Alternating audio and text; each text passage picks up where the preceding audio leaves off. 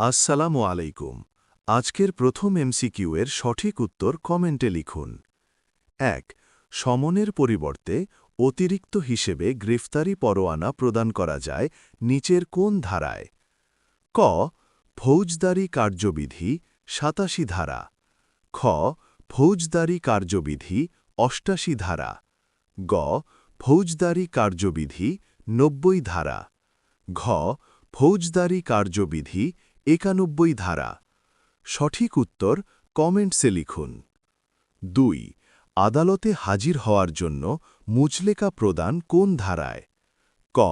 ফৌজদারি কার্যবিধি ৯০ ধারা। খ. ফৌজদারি কার্যবিধি ৯১ ধারা। গ. ফৌজদারি কার্যবিধি ৯২ ধারা। ঘ.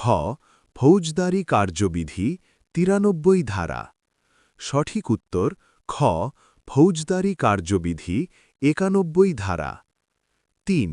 ফৌজদারি কার্যবিধি ৯০ ধারা অনুযায়ী আদালত কখন সমনের পরিবর্তে সরাসরি গ্রেফতারি পরোয়ানা জারি করতে পারেন? ক. আসামি পলাতক হলে বা সমন অমান্য করার আশঙ্কা থাকলে। খ. মামলার তদন্ত শেষ হলে। গ. শুধুমাত্র জামিন নামঞ্জুর হলে। ঘ. বাদী অনুরোধ করলে। সঠিক উত্তর ক. আসামি পলাতক হলে বা সমন অমান্য করার আশঙ্কা থাকলে।